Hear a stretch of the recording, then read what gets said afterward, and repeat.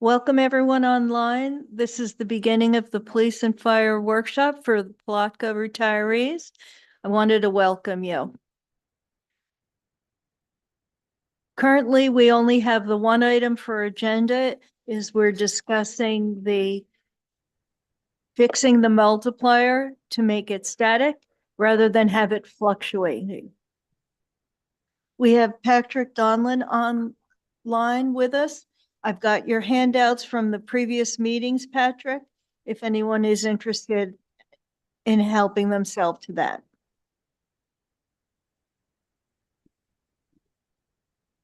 Well, I don't know if you want me to kick this off or how'd you like to handle it? You turn it off? Can you turn you off or no? Yeah, she said yes, Patrick. Kyle says yes. Okay. Well, basically, your plan gets state monies, both the police and the fire plan. And the idea of the state monies is to provide additional benefits for the firefighters and police officers. And basically, a long time ago, it was determined that that means over and above the general employees in general. And so your plan put into effect that all the police and fire get the same. I can go. Patrick, can you turn your volume up some, please? Yeah, I don't understand. They had a hard time in the other meeting. I don't know if I can do anything. Let me check. What about the volume of the television itself? Can that be turned on?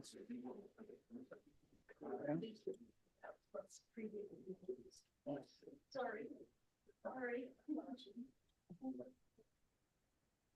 Is that it? No? Maybe just get up closer to your microphone. Yeah, I mean, I'm on a laptop. Is that any different? It's pretty low, Patrick. I don't think it has anything to do with Patrick. I think it's our system. We've got some remotes here. We're going to try that to raise it on the TV here. Was there a call-in number? Maybe that would help me. I don't know.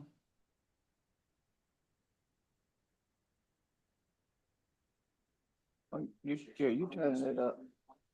How's that? Do you want to try again to say something, Patrick? Sure. The whole idea with the state monies is to provide additional benefits. That's better. Thank you. Okay. So yeah, the general employees have a 2.5% benefit accrual rate. And the idea is that the police and fire will get an extra multiplier on top of that.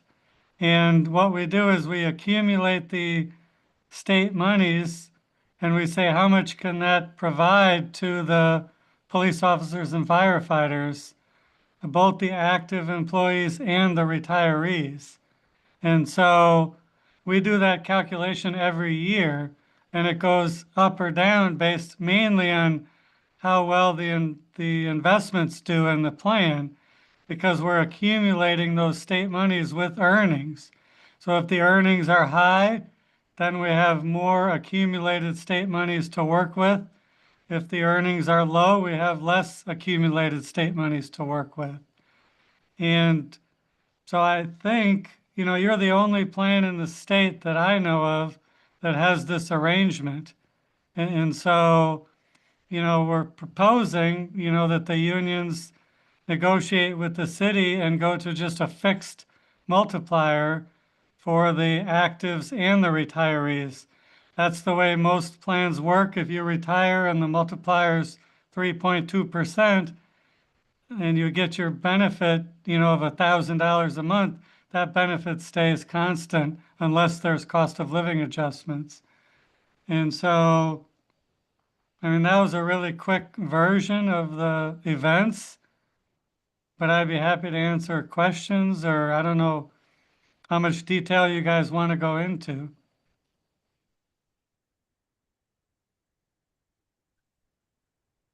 Hey, Patrick, it's Chad. Just for clarification, these fixed rate multipliers will be set via union negotiations, and then the city commission will vote to ratify that contract. Is that correct? Yeah, well, right now in your pension ordinance, the city's code of ordinances, it specifically states that the actuary reevaluates it every year. So a new ordinance would have to be adopted by the city. It's separate from negotiations, but, it's still part of it because any pension changes are subject to bargaining. Does that make sense? So in other words, the city commission will set the multiplier as recommended by whomever. Correct.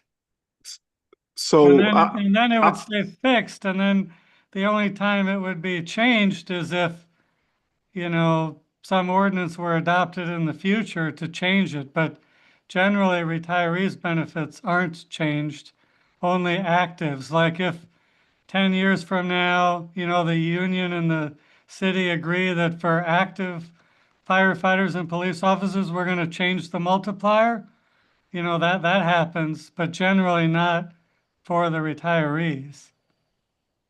so I guess I just had a question leading into what Chief Branford just spoke on.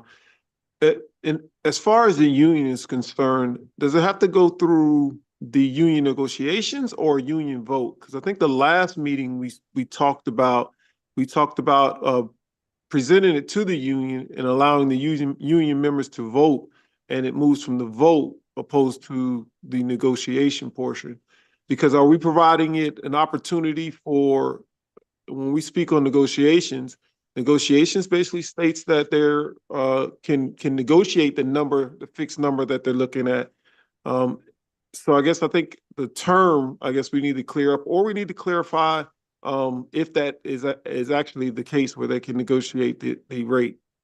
Well, right now, like I said, as the actuary, I have to use the city's laws, their code of ordinances, and that specifically states that the multiplier changes every year based on the amount of state monies in the accumulation. And so, as Chad just alluded to, the only way that can be changed is by the city council adopting a new ordinance. And so, whether they're going to do that or not, is up to them. But in Florida, if the subject, pension benefits are subject to collective bargaining unless waived by both sides. So if the city, agrees to something without bargaining it, that's perfectly fine, but they have the right to bargain it. So I think the idea of presenting it to the union members is so that the union itself would know what the members wanted, in order to present that to the city. That's my understanding, but does that answer the question? Yes, it did. Thank you very much.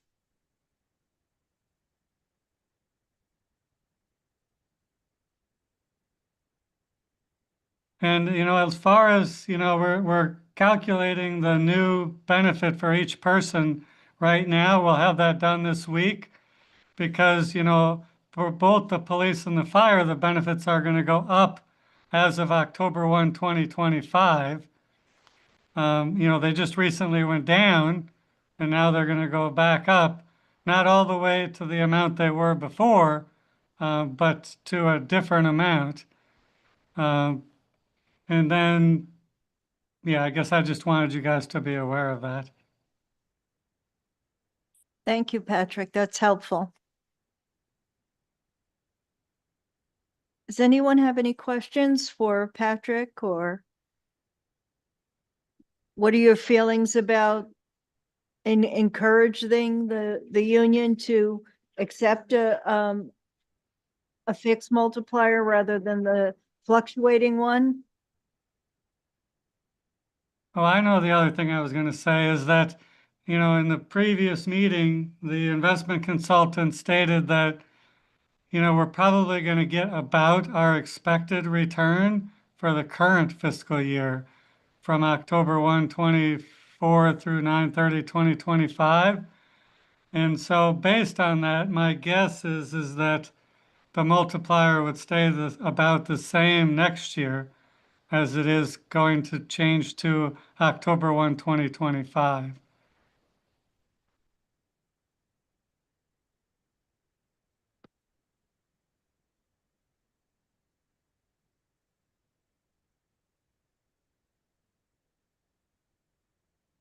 I don't have another question about the fixed rate, Patrick, but if you have a moment, can you take us through the plot and help me understand how that works and what we do with it? This would not be for Right. retirees. This would be for actives. So, so when somebody retires, they have different options of how they can draw that monthly benefit. And the normal form is a 10-year certain in life, I think with a certain amount continued to your joint annuitant. So that there's a normal form of benefit, a monthly lifetime benefit. But we have options where they can choose to get, say, a life-only benefit, and then they could get a higher amount. But it's all actuarially calculated so that it has the same actuarial present value, so that the plan isn't supposed to lose money or gain money if you choose an optional form of payment. And now what the proposal is that you could draw like 5, 10, 15, and 20%, I believe, of your benefit as a lump sum. So if the total value of your benefit is $400,000 and you choose the 20% lump sum, then you would get $80,000 as a lump sum, but then you would only get 80% of your monthly benefit the rest of your life. So it's just providing another option of how to draw your retirement benefit, but it doesn't have any negative or positive long-term impacts on the plan because we're actuarially calculating based on your age and your joint annuitant's age, what we could give you as a lump sum and a reduced lifetime benefit that has the same value as if we didn't give you a lump sum. Does that make sense?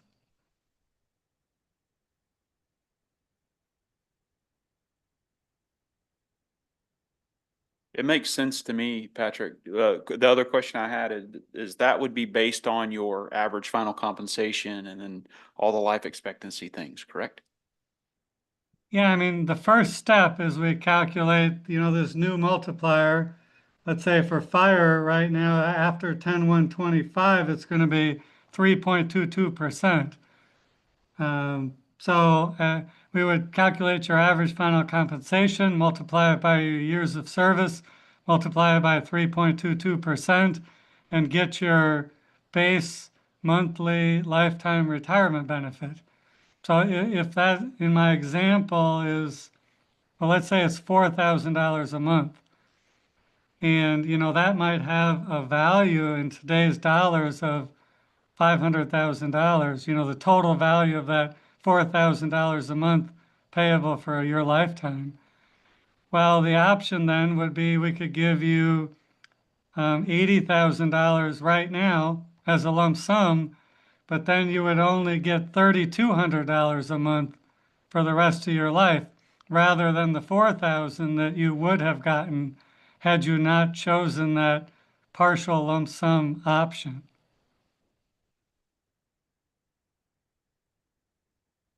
Thank you, sir. Sure.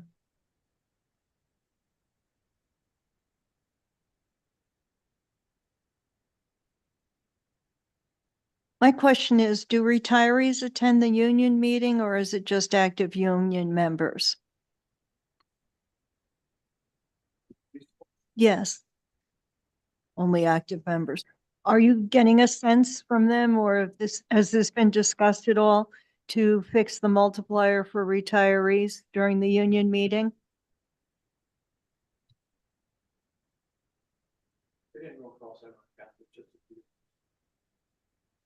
I believe, and I will have to check how we sent it to them, but I believe we said that for the multiplier to be increased with the state monies going to the city, and then the request for the multiplier to be increased across the board.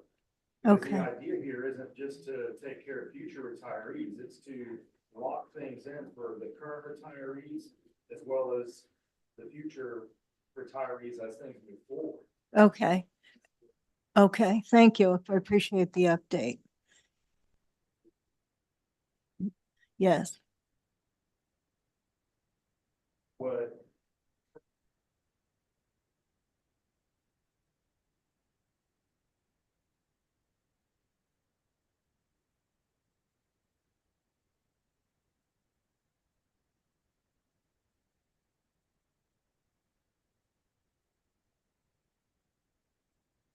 And I've had a couple of retirees tell me that they've seen as much as a reduction of $200 to $250 a month, as the multiplier has been gone from 3.15 to 3.0 or to 3.05 right now. So the whole idea behind this was to have Foster and Foster run this report for us so that we could see what we needed to present as the police department pension board when we have an actual meeting to vote on it, so that we can then send it to the city commission to see if the commission will approve the change in ordinance. Because then it locks them into the current retirees into it locks them into a multiplier as well as the current employees and future retirees. Then there's no fluctuation, whether it's plus or minus, it's just there. Which is honestly, based on what I've seen over the years, is a positive thing for both parties, because it does fluctuate. It goes up and down at different times. And the police is still currently in negotiations or it's on a voting level? Where do they stand? Well, I think the last time we talked about it, it was talked and discussed that we would present it to the union, and the union members would then in turn vote and provide their decision to, I believe it was decided to provide a decision to HR. And from there, we would move on whether they were in favor or against. And that was provided to the union, and I believe it was delivered. It was voted on, and the decision was delivered on as in favored. The reason why I asked that question, if it needed to be done in a union negotiations, because we are in the union negotiations at this current time, and been presented the final request from the union and their representative, and none of this has been mentioned in the union negotiations at all.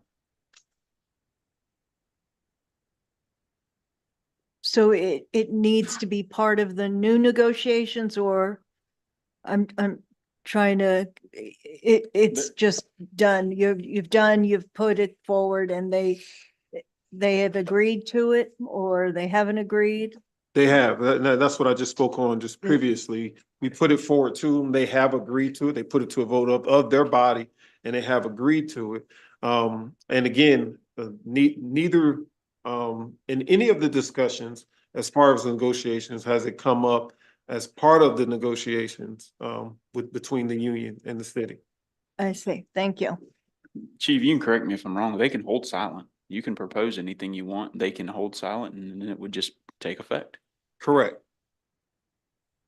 Wait a second, maybe I don't understand that last comment.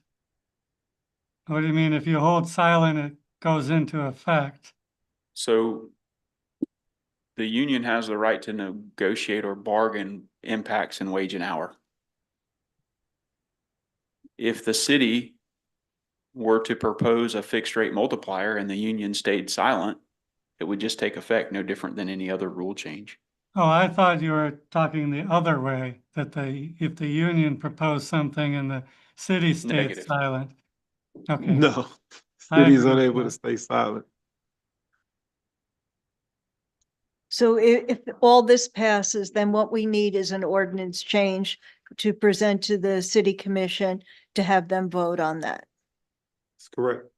That's my understanding from what our last actual meeting was for us to request Patrick run this report for us Mhm. so that we could then in turn later vote as the pension board to then have it sent to the commission for the commission's review and approval to change the ordinance to reflect option two, the fixed rate for retirees and future retirees or the current employees. And I thought that the process that we're discussing right now is exactly what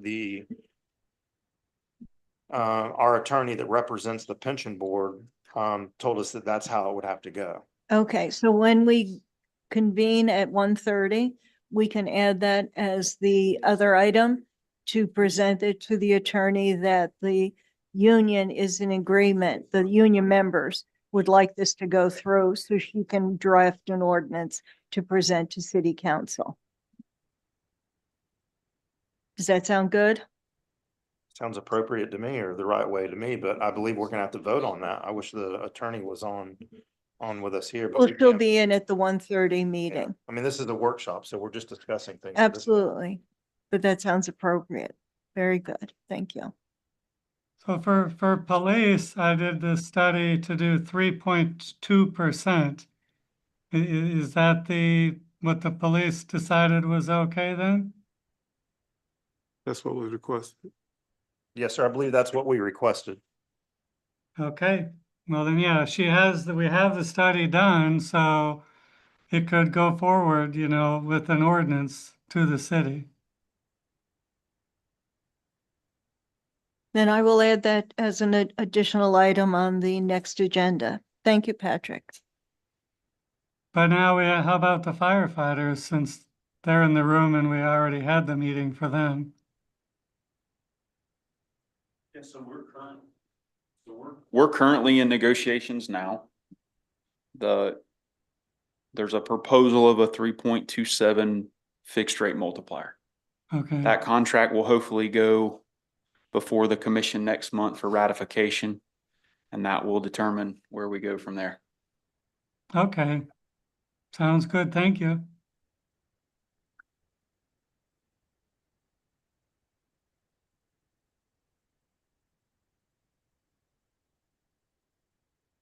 Anyone else have any questions or?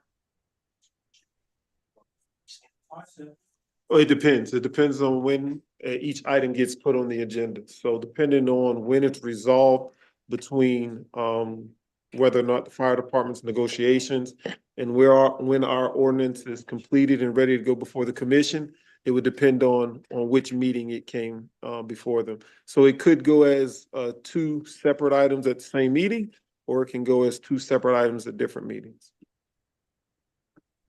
Would this fall under during the time of budget prep and budget workshops for this to be added? With all intents and purposes, I would say yes, but depending on what has happened in other instances, it would basically depend on negotiations, and it could fall after our budget prep timeframe. So, Patrick, when does the state monies get calculated? At what point in the year? Well, it's not until at least December, because we have to get the returns and everything for the September 30 quarter, and we have to reconcile the membership. So it would be at least December. We just got the current money in for 2024. So we just got the notification from the state of how much each police and fire department's going to get, if that helps any. Right, but that's only one piece of the calculation. The amount of state monies is one piece, but then the other is the accumulation. So we need to know the earnings for the plan through September 30th, which hasn't happened yet. And then we also calculate the extra benefits we've paid all the retirees. So we can't do that until, after September 30th also.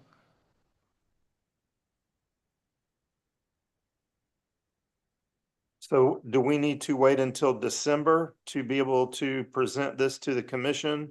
If the board, No, you do not, because we've done the study already to go to 3.2 for police. And it shows, what the current cost of the city are and what the proposed cost of the city is. And that tells them, at this point in time, what the effect would be. The effect might change next year or the year after, but, they need to make a decision as a council based on the most recent valuation, and they have that information. If we wait until after December, then we would have updated numbers after we do the new valuation report. But there's no reason that has to be, there's no reason you have to wait until then to propose this.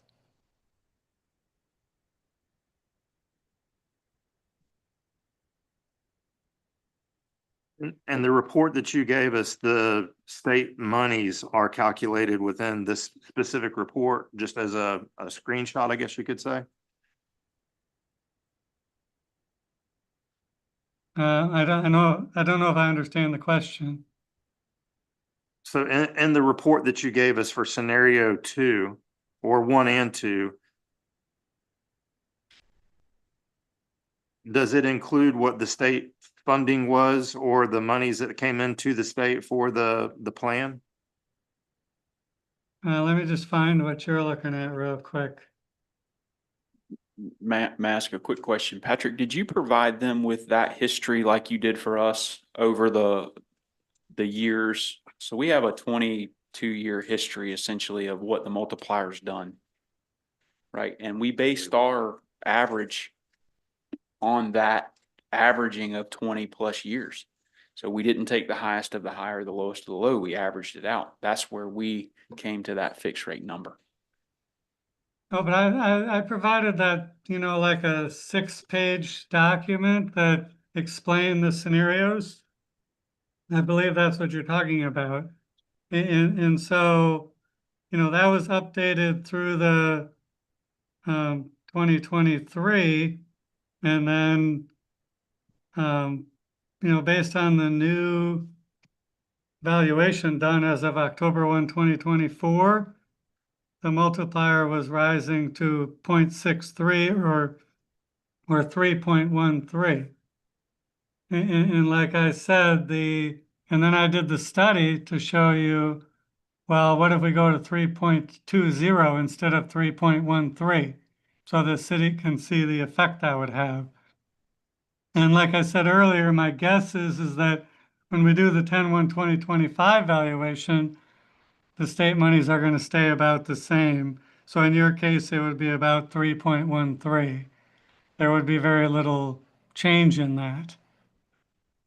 Does that answer the question? Yes, sir.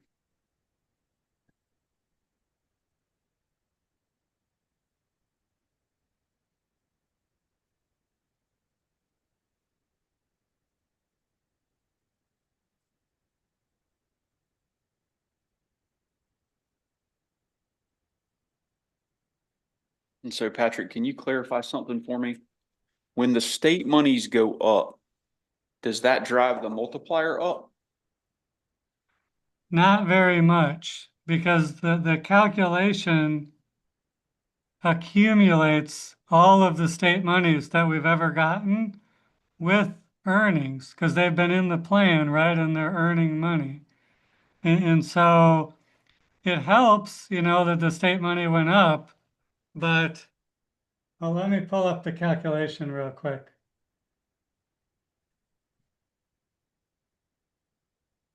So for fire, let's say, the accumulated state monies with earnings as of September 30, 2024 was 8,956,000. And we had paid, benefits to retirees of 5.7 million. And so that 8.9 million in state monies, that gets earnings. So the effect of the earnings on the 8.9 million is more significant than, okay, we're going to add another 87,000 this year. Does that make sense? So it does help, but it's not the biggest component of the calculation. It's based on investment returns. Right.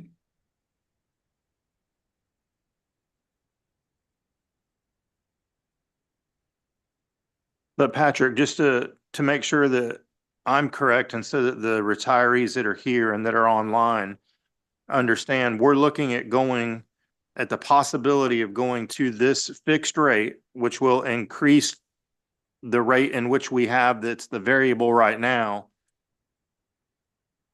And the way we're going to do that is by allowing the city to have the state fundings that come in.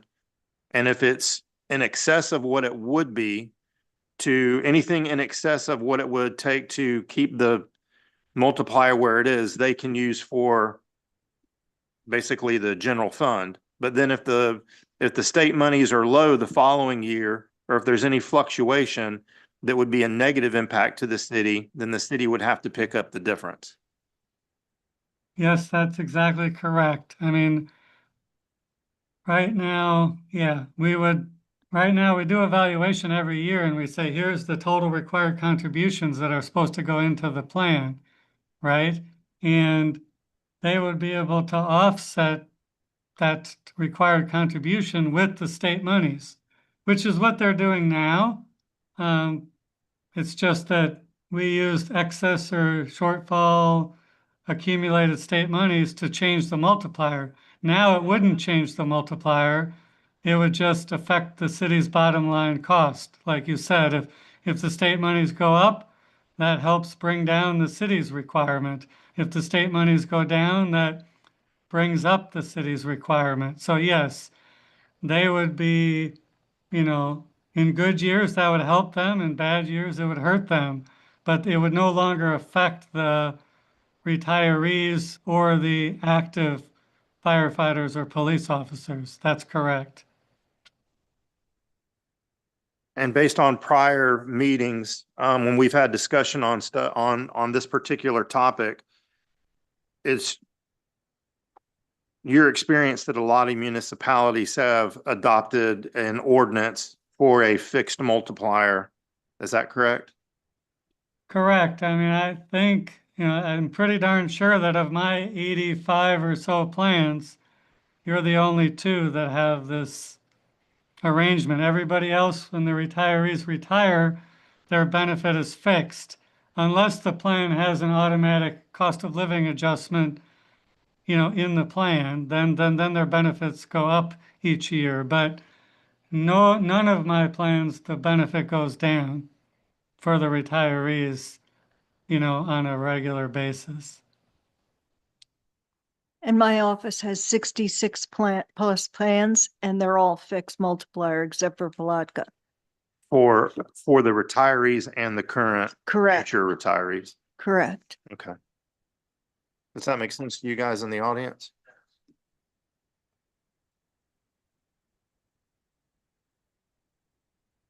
So I feel like we're on the right tracks. The effort to get this fixed for the retirees and is also good for the current employees for their future retirement. Everyone seems to be on the same wavelength. And the negotiations have been very helpful, and moving forward, we can bring this to the attorney at this coming meeting today and ask her to draft something up for us. Does anyone have any other questions? Any other items you'd like clarified, or while we have the experts here? That's you, Patrick. Maybe on this topic. That's it. Chief, anything else you? No, ma'am, not for me. Okay. Chief, anything? No, ma'am, thank you. All right, thank you everyone for joining remotely and coming to the meeting. I appreciate it. Thank you. Bye, guys. See you at 1 o'clock.